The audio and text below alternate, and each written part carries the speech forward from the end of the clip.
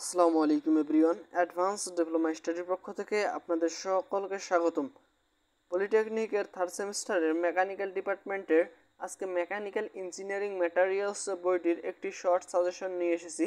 তো যারা অল্প পরেই ভালো কিছু করতে যাচ্ছেন তাদের জন্য আজকের সাজেশনটি অতীব জরুরি।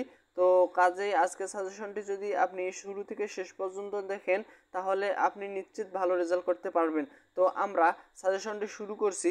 তো সাজেশনটি শুরু করার আগে একটি কথা বলে রাখি, আমাদের চ্যানেলে যারা নতুন হয়ে থাকবেন অবশ্যই চ্যানেলটিকে সাবস্ক্রাইব করবেন। তো সাজেশনটি শুরু করছি। আমরা প্রথম অধ্যায় থেকে শুরু করব। প্রথম অধ্যায়ে আমাদের অতি সংক্ষিপ্ত প্রশ্ন। প্রথম যে অতি সংক্ষিপ্ত প্রশ্নটি রয়েছে, নির্মাণ সামগ্রী বা প্রকৌশল সামগ্রী নির্বাচনের সামগ্রীর কোন কোন ধর্মের উপর বিশেষভাবে নজর দেওয়া হয়।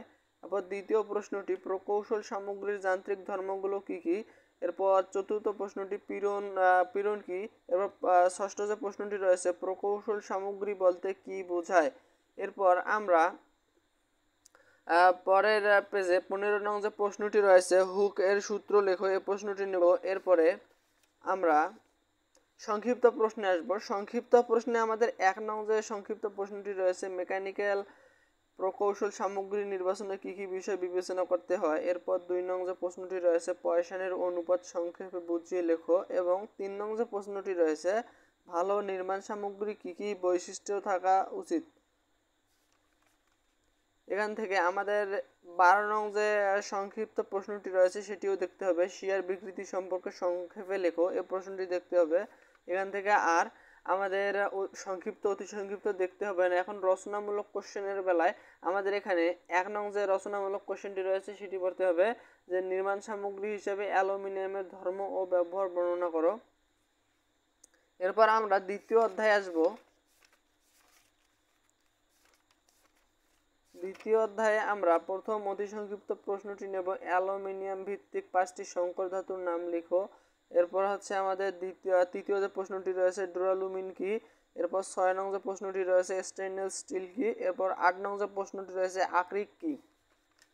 তারপর এখানে 13 নং প্রশ্নটি নিতে হবে লোহার আকরিকগুলো কি কি। এরপর হচ্ছে 23 নং যে প্রশ্নটি রয়েছে স্টেইনলেস স্টিল ও হাই স্পিড স্টিলের ব্যবহার লেখো। এরপর 24 নং প্রশ্নটি কার্বন ইস্পাত বলতে কি বোঝায়। এদিকে আমাদের 39 নং যে অতি সংক্ষিপ্ত প্রশ্নটি রয়েছে ইস্পাতের সংকরায়ন করা হয় কেন। এখান থেকে আর অতি সংক্ষিপ্ত প্রশ্ন দেখতে হবে না। এরপর সংক্ষিপ্ত প্রশ্নে আমরা 1 নং সংক্ষিপ্ত প্রশ্ন পিতল ও কাঁসার মধ্যে পার্থক্য লেখো, এবং 2 নং প্রশ্ন ঢালাই লোহা ও পেটা লোহার প্রধান প্রধান বৈশিষ্ট্য কি। এরপর হচ্ছে 3 নং সংক্ষিপ্ত প্রশ্ন 5টি করে লোহা ও লৌহজাত ধাতব পদার্থের নাম লেখো। এরপর আমাদের এখানে 16 নং যে সংক্ষিপ্ত প্রশ্নটি রয়েছে অ্যালুমিনিয়ামের 4টি ধর্ম বা বৈশিষ্ট্য ও 4টি ব্যবহার লেখো, এই প্রশ্নটি নেব। এরপর 19 নং যে প্রশ্নটি রয়েছে ধাতু মলের ব্যবহার ক্ষেত্রগুলো উল্লেখ করো, এই প্রশ্নটি নিতে হবে। এখান থেকে আর সংক্ষিপ্ত প্রশ্ন দেখতে হবে না। আমরা রচনামূলক কোশ্চেন এখানে 2টা দেখব। প্রথমটা দেখব অর্থাৎ অ্যালুমিনিয়াম, তামা, দস্তা, টিন এবং সীসার সংকরণের ব্যবহার বিবরণ দাও। এরপর হচ্ছে 2 নং যে প্রশ্নটি রয়েছে লোহার আকরিকগুলো বর্ণনা করো। 3 নং আমাদের এবার অধ্যায়ে আমরা চলে আসব। 3 নং অধ্যায়ে আমাদের এখানে এফএম নির্ণয়ের যে ম্যাথগুলো রয়েছে সেখান থেকে আমাদের ম্যাথগুলো দেখতে হবে। এখান থেকে একটা ম্যাথ অবশ্যই সংক্ষিপ্তে বা রচনামূলক কোশ্চেনে আসবে। তো এখান থেকে মোস্ট ইম্পর্টেন্ট ম্যাথটি হচ্ছে 1 নং যে ম্যাথটি রয়েছে 1 নং এবং 3 নং ম্যাথটি, এই ম্যাথ দুইটি বেশি ইম্পর্টেন্ট। তো এখান থেকে ম্যাথগুলো একটু দেখবা, ম্যাথ একটা আসবে এবার। এরপর আমরা অনুশীলনীতে যাব। অনুশীলনীতে আমরা এখানে প্রথম যে অতি সংক্ষিপ্ত প্রশ্নটি রয়েছে সিমেন্ট এ চুন কি কাজ করে, এবং 2 নম্বর যে প্রশ্নটি রয়েছে বালির গ্রেডিং কি, এই প্রশ্ন দুটি নিতে হবে। এরপর এদিকে 13 নং যে প্রশ্নটি রয়েছে বালির সূক্ষ্মতাঙ্ক বা সূক্ষ্মতা গুণাঙ্ক এফএম বলতে কি বোঝায়, এই প্রশ্ন দুটি নিতে হবে। এখান থেকে আমাদের আর অতি সংক্ষিপ্ত প্রশ্ন পড়ার দরকার নেই। এরপর আমরা সংক্ষিপ্ত প্রশ্নে 1 নং যে প্রশ্নটি রয়েছে ভালো বালির ধর্মগুলো উল্লেখ করো। এরপর 2 নং যে প্রশ্নটি রয়েছে পোর্টল্যান্ড সিমেন্ট অম্ল ক্ষারীয় উপাদানের তালিকা তৈরি করো। এরপর আমরা সংক্ষিপ্ত প্রশ্নে এখানে আর সংক্ষিপ্ত প্রশ্ন আমাদের পড়ার দরকার নেই। এরপর আমাদের যে রচনামূলক কোশ্চেনগুলো রয়েছে সেখানে আমরা সিমেন্ট উৎপাদনের জন্য যে 3 নং প্রশ্নটি রয়েছে, পোর্টল্যান্ড সিমেন্টের উপাদানগুলো কার্যাবলী আলোচনা করো, এই প্রশ্নটি নেব। 3 নং যে প্রশ্নটি রয়েছে সে প্রশ্নটি, এবং পারলে আমরা এখানে সিক্ত প্রক্রিয়ায় সিমেন্ট তৈরিকরণ পদ্ধতি আলোচনা করো, এই প্রশ্নটি। এবং 1 নং প্রশ্নটি দেখব, অর্থাৎ 1 এবং 2 দেখব, কিন্তু 1 এবং 2 এর মধ্যে আসার সম্ভাবনা অনেক কম, কিন্তু 3 নং যে প্রশ্নটি রয়েছে এটি আসার সম্ভাবনা অনেক বেশি। 3 নং যে প্রশ্নটি রয়েছে, কাজেই তোমরা 3 নং প্রশ্নটিতে বেশি ফোকাস দিবা। এরপর আমরা 4 নং অধ্যায়ে আসব।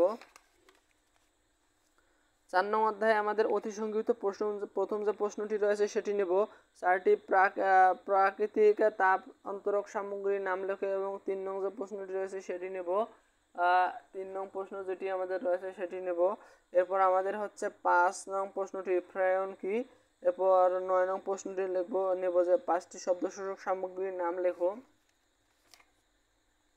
এরপর সংক্ষিপ্ত প্রশ্নে সংক্ষিপ্ত 1 এবং 2 নেব, এবং এদিকে 4 সংক্ষিপ্ত 4 এ পর্যন্ত আমাদের সংক্ষিপ্ত হয়েছে। আর আমাদের এদিকে রচনামূলক কোশ্চেনের জন্য অন্তরক সামগ্রী হিসেবে অ্যাসবেস্ট এর ব্যবহার ক্ষেত্র সবিস্তারে লেখো, তো এই প্রশ্নটি নিতে হবে। এরপর আমরা পঞ্চম অধ্যায়ে আসব। পঞ্চম অধ্যায়ে অতি সংক্ষিপ্ত প্রশ্ন 1, টেরাকোটা বলতে কি বোঝায়। এরপর অতি সংক্ষিপ্ত প্রশ্ন 2, উইন্ডো গ্লাস তৈরিতে কী কী কাঁচামাল লাগে। এরপর অতি সংক্ষিপ্ত 3, অতি সংক্ষিপ্ত 5। তারপর আমরা অতি সংক্ষিপ্ত 7 নং প্রশ্নটি নেব। এখান থেকে আমাদের আর অতি সংক্ষিপ্ত প্রশ্ন দেখতে হবে না। এরপর সংক্ষিপ্ত প্রশ্নে আমরা 2 নং যে প্রশ্নটি রয়েছে, কাছের ধর্ম সংক্ষেপে লেখো, এই প্রশ্নটি নেব। এরপর এদিকে 5 নং প্রশ্নটি নেব। এখান থেকে আর সংক্ষিপ্ত প্রশ্নও দেখতে হবে না। এদিকে আমরা রচনামূলক কোশ্চেনের জন্য সিরামিকের ব্যবহারগুলো লেখো, এই প্রশ্নটি নেব। এরপর আমরা পরের অধ্যায়ে আসব।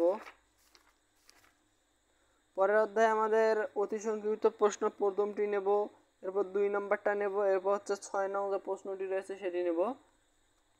এখানে আমাদের সংক্ষিপ্ত প্রশ্নের জন্য 1 নং প্রশ্নটি নেব, পিভিসিএন সম্পর্কে সংক্ষেপে লেখো।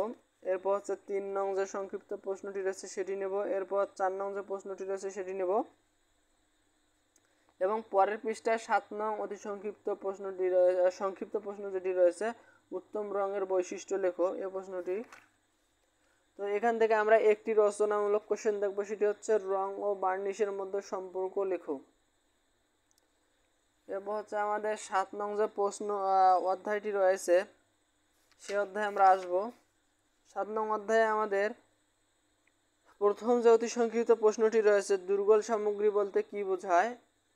এরপর হচ্ছে দ্বিতীয় যে প্রশ্নটি রয়েছে, অগ্নি বিরোধী সামগ্রী বলতে কি বোঝায়। এরপর 4 নং যে প্রশ্নটি রয়েছে, অগ্নি বিরোধী সামগ্রীর নাম লেখো। এখান থেকে আর অতি সংক্ষিপ্ত প্রশ্ন দেখার দরকার নেই। এরপর আমরা সংক্ষিপ্ত প্রশ্নে প্রথম যে সংক্ষিপ্ত প্রশ্নটি রয়েছে সেটি নেব, পানিরোধী সামগ্রী কি, এর ব্যবহার লেখো। এবং সংক্ষিপ্ত প্রশ্ন 2, অগ্নিসহনীয় বা দুর্বল সামগ্রীর ব্যবহার লেখো। এখান থেকে আমরা একটি রচনামূলক কোশ্চেন দেখব, সেটি হচ্ছে যে 1 নং যে রচনামূলক কোশ্চেনটি রয়েছে সেটি। এরপর পরের অধ্যায়ে আমরা আসবো, অর্থাৎ অষ্টম অধ্যায়। অষ্টম অধ্যায়ে আমাদের অতি সংক্ষিপ্ত প্রশ্ন 1, পলিমার কি, অতি সংক্ষিপ্ত হচ্ছে 3, এরপর অতি সংক্ষিপ্ত 5, প্লাস্টিক বলতে কি বোঝায়। এখান থেকে এই 3টা দেখব। এবং সংক্ষিপ্ত প্রশ্ন আমরা 1 নং যে প্রশ্নটি আছে, থার্মোস্ট্যাটিক্স ও থার্মোসিটিং প্লাস্টিক্স এর পার্থক্য লেখো, এই পার্থক্যটা দেখব। এবং আমাদের এখানে প্লাস্টিকের কাঁচামালগুলো ওগুলো একটি তালিকা তৈরি করো, এই প্রশ্নটি নেব। এদিকে আমাদের রচনামূলক কোশ্চেনে আমরা একটি দেখব, একটি কোশ্চেন, সেটা হচ্ছে ইনজেকশন মোল্ডিং প্রক্রিয়া চিত্রসহ বর্ণনা করো।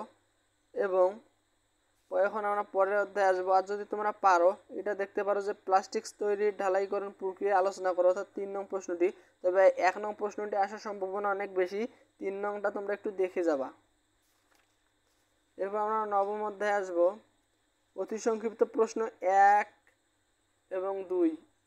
এরপর হচ্ছে আমরা সংক্ষিপ্ত প্রশ্নে আসব। সংক্ষিপ্ত প্রশ্ন 1 এবং 2।